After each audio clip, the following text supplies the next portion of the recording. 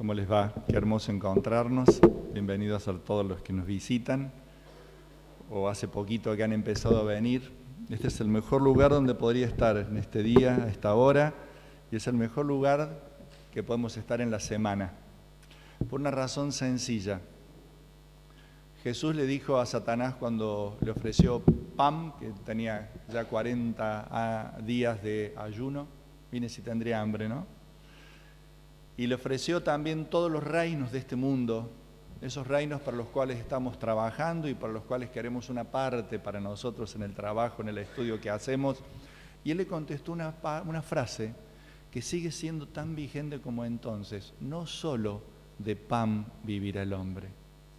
Y ese pan material, ese pan representado en todo lo que quiere decir esa expresión pan, los bienes, lo material, todo lo que por lo cual peleamos en el día a día, es insuficiente para hacernos felices. No solo de pan, no significa que sin pan, pero no solo de pan. Trabajamos, estudiamos, luchamos en la vida, pero eso no es suficiente.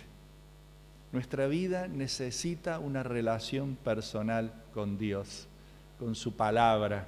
Esa palabra de Dios la podemos escuchar en un devocional, en un WhatsApp, como tratamos de proveerle a la iglesia.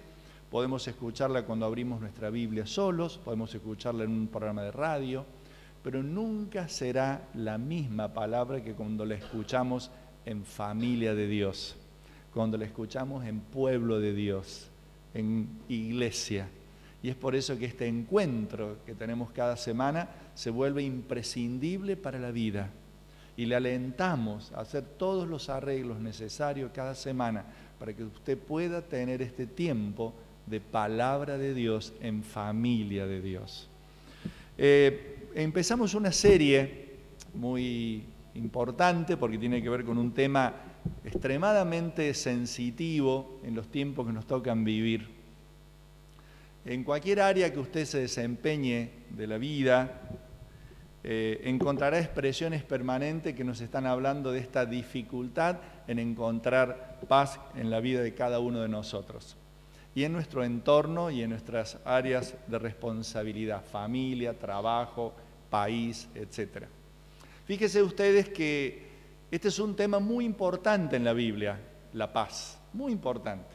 La Biblia, el Nuevo Testamento solo utiliza 90 veces, 92 veces específicamente esta palabra y nunca la traduce de otra manera que no sea paz. Es raro porque la palabra en que se escribió el Nuevo Testamento es el idioma griego y el idioma griego suele traducirse muchas palabras de muchas maneras, pero la palabra eirene, paz, solo se traduce paz. No existe otra forma de traducirla. Vamos a tratar de definir brevemente qué es. Les voy a invitar a abrir su Biblia en Romanos capítulo 5. Vamos a estudiar durante algunos domingos Romanos capítulo 5, 6, 7 y 8, bajo el tema Dios es mi paz. Este es el título de esta serie de reflexiones sobre los capítulos 5 a 8 de Romanos. Dios es mi paz. Vamos a leer solo los dos primeros versículos hoy. Al menos en esta primera parte, si tenemos tiempo leemos hasta el 11. Justificados pues por la fe, tenemos paz para con Dios por medio de nuestro Señor Jesucristo, por quien también tenemos entrada por la fe a esta gracia en la cual estamos firmes y nos gloriamos en la esperanza de la gloria de Dios. Ustedes saben, este es un pasaje sencillo, profundo, vital, clave para nuestra vida. Romanos es un libro muy importante en la palabra de Dios, como lo son todos, pero particularmente Romanos es el libro que más ha influido en generar avivamientos y reformas profundas en el pueblo de Dios.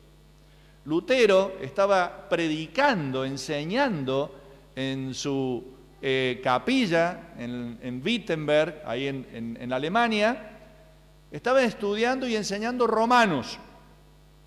Y él de pronto llegó ahí a ese versículo de Romanos 1:17 donde dice que el justo por la fe vivirá. Y Lutero pasaba noches enteras levantándose permanentemente al acordarse de un nuevo pecado que había cometido y no podía descansar pensando en la montaña de pecados, y cuando pedía perdón por uno y se iba a acostar, se acordaba de otro o venía otro pensamiento inadecuado y de pronto se levantaba de nuevo, y era una vida tremendamente triste la que él vivía, a pesar de un hombre que amaba a Dios, se había dedicado toda su vida al estudio de la palabra, se había dedicado completamente al ministerio. Era un monje agustino, y de pronto encuentra en el libro que enseñaba la respuesta a su desesperación. El hombre es justo por la fe en Jesús. El hombre se vuelve justo delante de Dios no porque no tenga pecados, sino porque sus pecados han sido perdonados en la cruz del Calvario. No son la confesión continua, no es el remordimiento, no es la penitencia. Nada puede limpiar nuestro corazón caído, sino solo la sangre de Jesús. Y él encuentra eso y genera tal profundidad de cambio en la iglesia histórica de entonces, que desde el siglo XV comienza este volver a la palabra de Dios que generó el movimiento que se conoce como la Reforma. La Reforma no es nada más que un volver a la Biblia, y es eso que nace con el estudio de Romanos.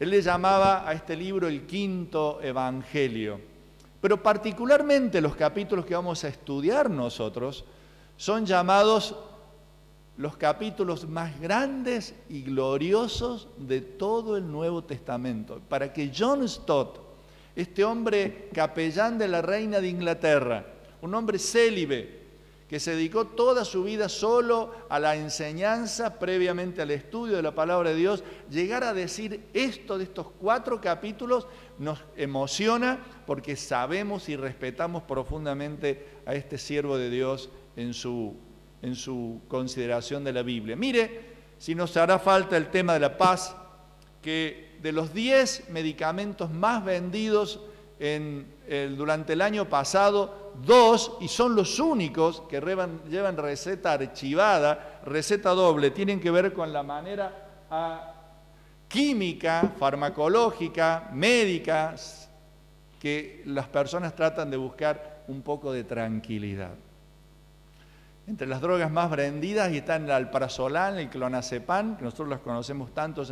Todos los demás son de venta libre, pero para que podamos comprar eso, salvo hay lugares donde obviamente hacen lo que no se debe hacer, venderlo sin prescripción médica o sin receta archivada, los medicamentos que más se han vendido son estos, y han crecido en un 53% la venta de medicamentos para dormir.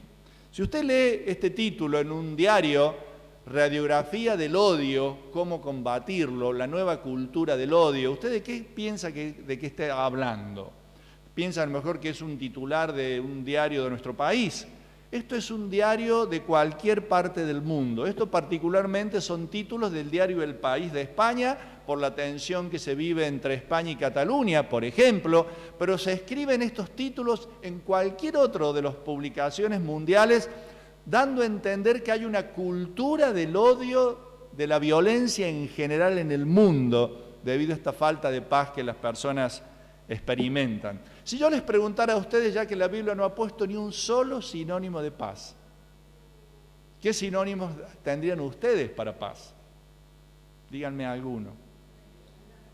Bueno, probablemente lo primero que pensemos sea eso, ¿no? Tranquilidad. ¿Qué otro puede ser? Serenidad, sosiego, tranquilidad. ¿Qué otro sinónimo encontrarían?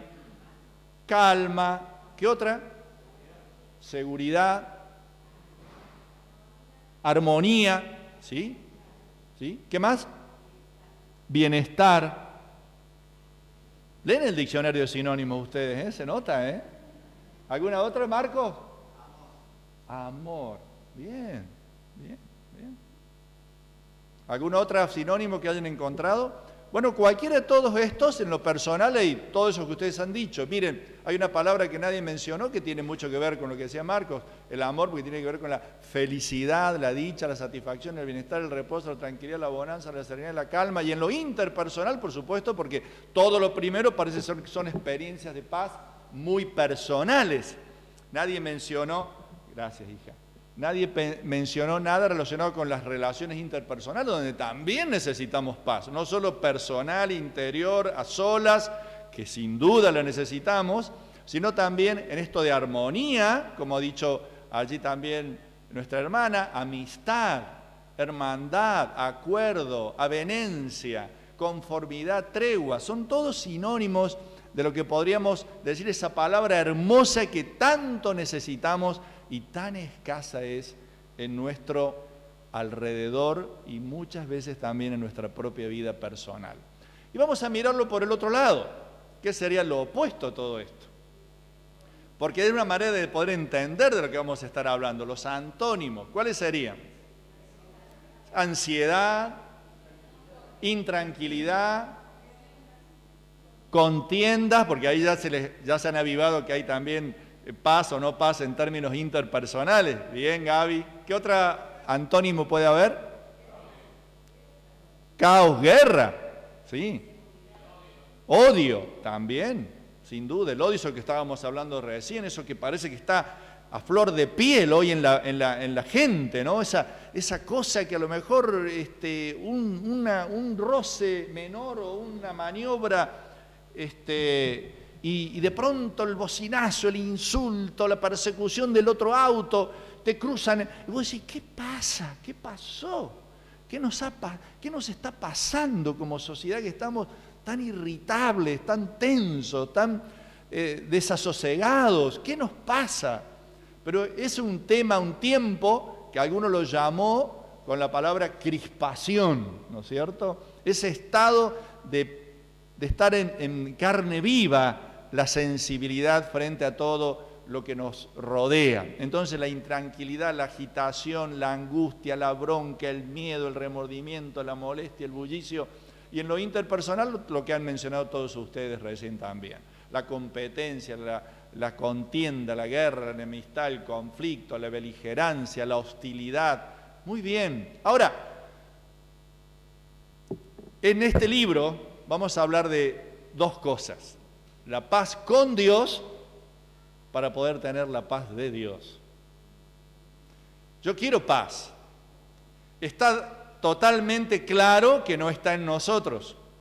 Por eso Jesús dijo, mi paz os dejo, mi paz os doy, porque la que necesitamos no es la paz de un psicofármaco, no es la paz de una transitoria quizás situación confortable en la salud, en la economía, en los afectos, todas cosas que pueden cambiar bruscamente en cualquier momento.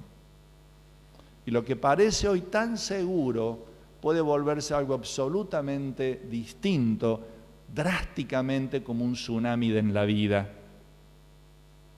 No podemos depender de estar bien económicamente, de estar sanos físicamente o de estar llenos de afectos a nivel de nuestros entornos más amados. Todo eso puede en algún momento quebrarse, faltar, y no por eso podemos dejar de experimentar la presencia pacífica de Dios en nuestra vida, dándonos lo que no tenemos. Por eso lo primero que necesitamos es obtener paz de Dios, ponernos en paz con Dios, y luego podemos vivir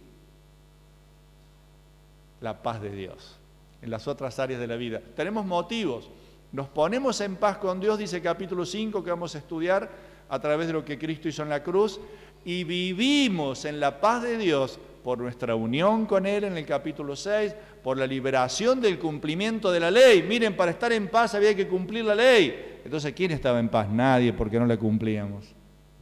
Y finalmente podemos disfrutar de la paz de Dios por la vida en el Espíritu Santo del capítulo 8. El fruto del Espíritu es amor, gozo y paz. Así que no está en nosotros, viene de Dios.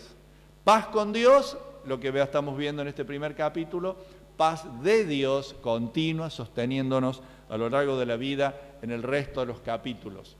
Miren, en términos históricos, no solo bíblicos, La paz siempre ha sido importante, no es un término que inventó el cristianismo ni la teología.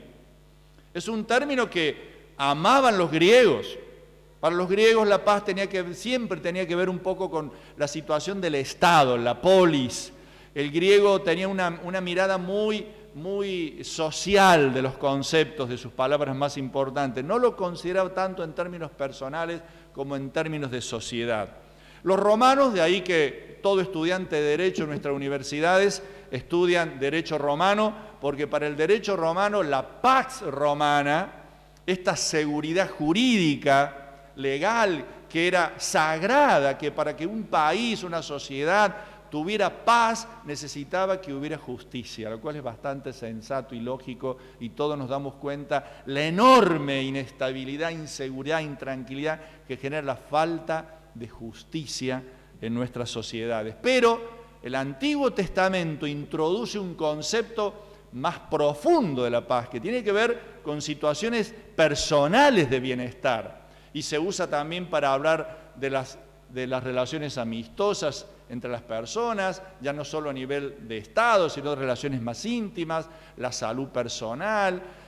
Por supuesto, nunca deja de estar presente la prosperidad y la paz del Estado nacional, pero comienza a introducirse conceptos que no estaban en el pensamiento griego, en el pensamiento romano, que es la paz interior. No estaban con tanta profundidad como lo trae la teología, como lo trae el pensamiento del Antiguo Testamento, primero en el hebreo, hablar de esto, de paz de Dios con sus hijos. Y les quiero invitar a leer dos versículos nada más, que nos hablan mucho acerca de este comienzo a pensar en términos que están más allá de lo que nosotros estamos acostumbrados a mirar en el exterior. Y en Isaías 54, 10, dice un versículo muy hermoso, y dice así: los montes se moverán, los collados temblarán, pero no se apartará de ti mi misericordia, ni el pacto de mi paz se quebrantará, dijo Jehová, que tiene misericordia de ti. Mi paz. Y me encanta esto porque otra vez vemos que la paz de Dios es mi paz, dice Dios. Esa alianza, ese pacto, esto es lo nuevo que trae Dios al corazón de los hombres. Ya no solo una paz que exterior, sino una paz que cuando yo cierro la puerta de mi casa y de mi habitación, de mi auto, de mi oficina, y no me encuentro más que con ese corazón y esa mente turbada, intranquila, ansiosa, inquieta, dice: yo necesito algo que esté adentro mío, no que me rodeen almohadones de tranquilidad. Porque lo que me intranquiliza es lo que soy, lo que siento, lo que pienso, y no solo mi entorno. Y Dios, que nos conoce tanto porque nos hizo, dice: yo sé que lo que necesitas es paz adentro del alma. Y entonces comienza a hablar de una alianza: nunca se apartará de ti, ni el pacto de mi paz. Llámelo, si quieren, esta versión, un pacto de paz con nosotros, su paz en nosotros. Y esa paz depende, al igual que dice Romanos, justificados pues por la fe. Aquí habla de algo que no está en mí, habla de la misericordia de Dios. ¿Sabe lo que significa misericordia? Es una palabra compuesta. Miseria, ¿sabe lo que significa miseria? Sí, ya sé lo que es la miseria. No es la miseria material, es la miseria de mi alma, la miseria de mis malos pensamientos, la miseria de mi boca, de mi lengua, de mi corazón, de las cosas que hago. Esa miseria, para esa miseria, ¿saben qué tiene Dios? Corazón. Por eso tiene misericordia. Nos ama aunque somos miserables. Y es por eso que podemos tener paz, porque no depende de que sea una buena persona mi relación con Dios, de que Él tuvo misericordia, tuvo corazón para este miserable. Y es allí donde entonces Dios comienza, cuando yo reconozco esa condición, a traer su paz en este pacto. Y también esta expresión tan linda, que lo conocemos por el Nuevo Testamento, el fruto del Espíritu es paz. Pero mire este pensamiento que comienza a bosquejarse ya en ese libro que están estudiando nuestros jóvenes, en el libro de los jueces. Ellos están estudiando los jueces. Qué aprieto nos pusieron hoy con los jueces, ¿eh? Precioso libro, preciosas biografías. Y edificó allí, uno de los jueces más famosos de esta galería de jueces, sin duda es Gedeón. Y edificó allí Gedeón altar a Jehová y lo llamó Jehová Shalom, el cual permanece hasta hoy en Ofrá de los abiezeritas. Y en la Biblia de ustedes, seguramente en la Dios habla hoy, el pastor Eduardo dirá, ¿cómo dice el pastor Eduardo? Josué 6:24.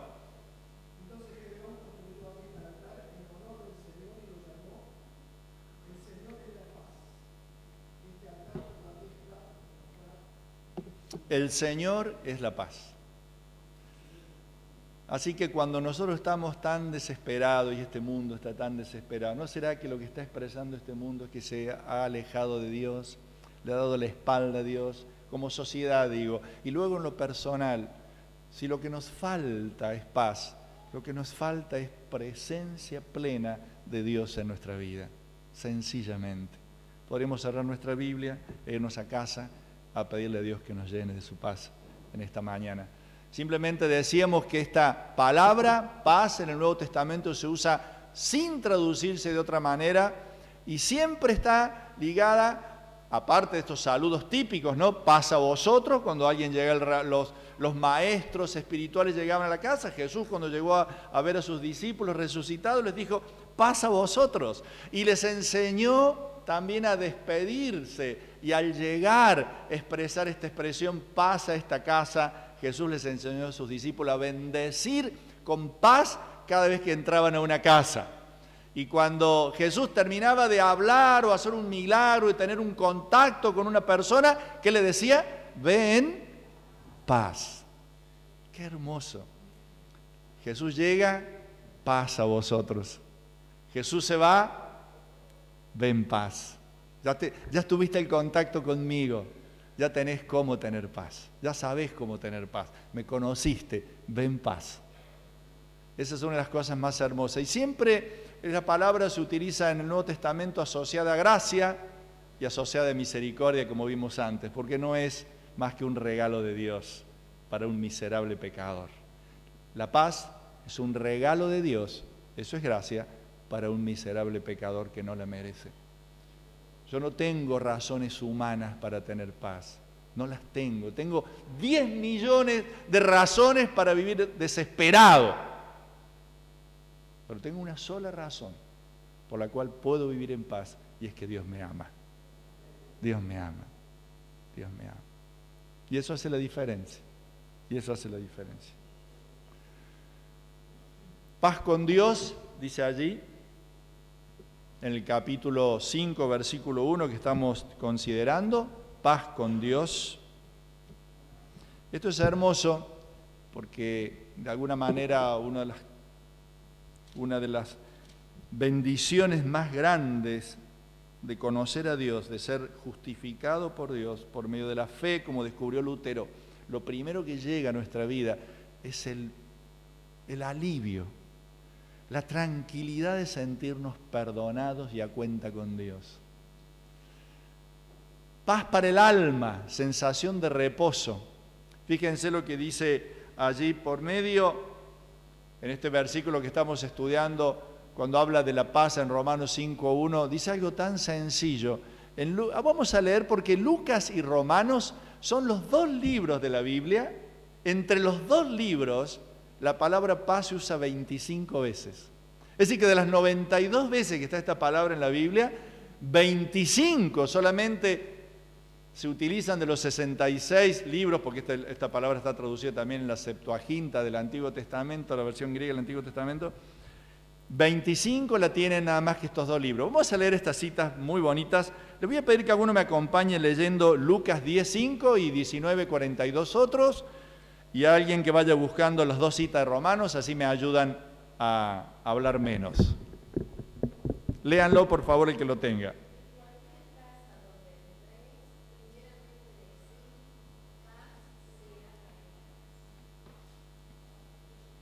Miren cómo nos enseñó Jesús a llevar paz también en nuestras entrevistas, nuestras visitas.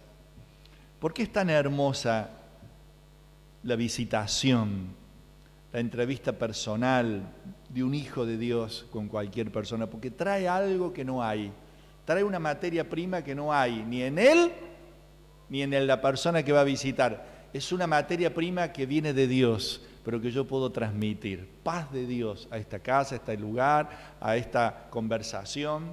Usted cuando llegue puede decir, yo traigo a esta casa paz de Dios que no tengo, pero que me la da Dios para vos. 19:42.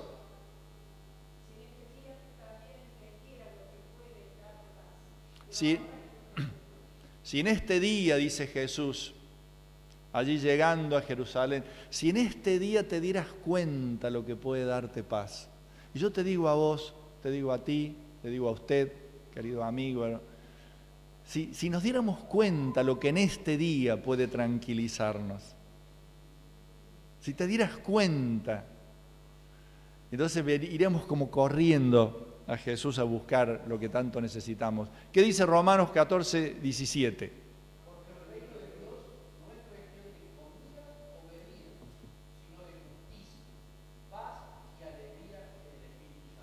Muy bien, comida y bebida. Mire, estamos tan predispuestos a la fiesta, ¿o no? ¿Quién no le gusta una juntada? Che, te invito a una picada. ¡Ah! ¡Brum! Vení hoy a la célula porque nos vamos a veces los que organizamos algún evento también relacionado con las cosas espirituales, tenemos algunos ganchos. Por ejemplo, ofrecemos un salamito con una picadita, un quesito. Entonces, seguro que ese día, mira, vamos a hacer alguna juntada, pero en vez de hacerla en la iglesia, la vamos a hacer en el quincho de mi casa, al lado de un doradito. Nos tiran las cosas que tienen que ver con lo visible, lo material, nos tira a todos. Pero de pronto hay otras cosas hay otro pan que necesita nuestra vida, que a veces nos cuesta tanto darnos cuenta que es esencial. ¿Y qué dice Romanos 15:13?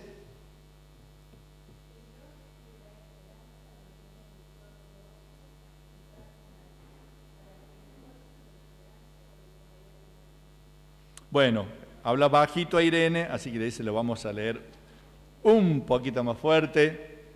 Hay uno que tenga voz fuerte, lo lee, y si no, se los leemos. Que Dios, que da esperanza, nos llene de alegría y paz a ustedes, en él, que dé abundante esperanza por el dolor de Jesús. Ustedes ven que este gozo y esta paz está totalmente relacionado con lo que Dios nos llena. Dios de esperanza os llene de gozo y paz en el creer para que abunden en esperanza. Me encanta esta idea. Todo el tiempo la Biblia nos habla de que esto no está en nuestro corazón. Lo estamos buscando en el lugar equivocado, la paz. Está en un solo lugar, una sola cantera. Dios está dispuesto a traerla. También sabemos que estas 3 acepciones de paz en el Nuevo Testamento tienen que ver con nuestra relación con Dios, tienen que ver con nuestro interior, relación con Dios, con nuestro interior y en las relaciones humanas. Hechos 7:26 dice claramente, son las 3 dimensiones en las que se expresa la paz en nuestra vida. En relación con Dios, en relación con nuestro interior y en relación con nuestras relaciones interpersonales. Y dice Hechos, capítulo 7, versículo 26, esta expresión también muy linda, y al día siguiente se presentó a uno de ellos que reñían y los ponía en paz, diciendo, varones, hermanos sois, ¿por qué os maltratáis el uno al otro? Y los ponía en paz. Qué hermoso ministerio esto de poner en paz, ser pacificadores, felices los pacificadores. ¿Vos sos de los que pacifican o de los que echan leña al fuego en las relaciones interpersonales? ¿Los que ayudan a que nos llevemos mejor o de los que tensionamos las relaciones? Esa es una pregunta importante porque la paz interior no puede ser solo privada, tiene que expresarse en nuestras relaciones también con los demás. Y entonces, nuestro último punto, vemos estos datos. Tenemos paz con Dios, eso es inmediato cuando yo creo. Cuando yo creo en Jesucristo, viene a mi vida la presencia del Espíritu Santo dándome la paz de Dios. El versículo 10 de Romanos 5 dice algo tremendo cuando hablamos de ponernos en paz con Dios. Nos ponemos en paz con Dios por una razón muy sencilla. Fuimos reconciliados con Dios siendo enemigos de Dios. Y allí en el jardín del Edén, cuando el hombre pecó y se escondió de Dios, y es muy lindo el antónimo que ustedes pusieron de paz. Uno de los antónimos que pusieron fue miedo. Y cuando Adán y Eva pecaron, y Dios le dijo, ¿dónde estás? ¿Qué hiciste? Me escondí porque tuve miedo. Estaban en una relación perfecta con Dios. Cuando desobedecieron a Dios, perdieron la paz y les entró el miedo a vivir, el miedo a la vida, el miedo a Dios. Y tenían sobrados motivos para tener miedo a Dios. Porque dice la palabra de Dios que ese mismo día Dios los echó del jardín del Edén. Y el hombre ha vivido el resto de su existencia con esta sensación de orfandad, de soledad, de intranquilidad, de inseguridad, de miedos, porque Dios lo echó de su presencia. Por cuanto todos pecaron, están destituidos, Romanos 3:23, de la gloria de Dios. Dios nos echó de su presencia. Pero ahora, mire, uno puede ganarse muchos enemigos en la vida haciendo muchas cosas, ¿no? Malas. Pero donde realmente tendremos un problema muy grande es que Dios nos llame enemigos. Tenemos un problema muy grande. Y Dios quiere romper esa enemistad reconciliándonos a través de la muerte de su Hijo, para que ese pecado que no puedo pagar yo porque no tengo las fuerzas para vivir como Dios quiere, sea pagada por Jesús y yo la crea. Cuando yo creo que Jesús pagó mis pecados en la cruz, me reconcilio con Dios y entro a vivir en paz con Dios. Y entro de nuevo al Edén del que fui echado. Estamos sentados en lugares celestiales con Cristo, dice Efesios. ¿Y saben qué es eso? El cielo. El cielo no es una esfera superior en términos geográficos, sino el cielo es una esfera espiritual donde yo vivo con Dios. Y puedes vivir con Dios acá, en el trabajo, en casa. El lugar celestial con Cristo es el lugar donde un hombre y una mujer que se ha reconciliado con Dios vive. Es el paraíso. Allí está Dios reconciliado con vos. Volvemos al lugar del que fuimos echados. Qué tremenda verdad. Tenemos gracia, versículo. Y me encanta esta expresión, porque dice, tenemos una entrada a esta gracia en la cual estamos firmes. Y me encanta esta idea, porque una de las cosas que más nos intranquiliza, ¿saben qué es? ¿Me irá a durar mucho esta relación con Dios? ¿Será solo la emoción de este domingo? ¿Será solo la emoción de este campamento? ¿Será solo este tiempo que estoy viviendo de primer amor de mi relación con Dios? Y entonces viene el auxilio de Dios para el día a día. Me reconcilié con Dios. ¡Ah, qué bueno! Estoy en la luna de miel con Dios. Y Dios dice, bueno, pero tengo algo para el día a día. Tenemos una gracia que nos sostiene para que podamos mantenernos firmes. Yo no me mantengo cerca de Dios porque sea bueno. Me mantengo de Dios porque la gracia de Dios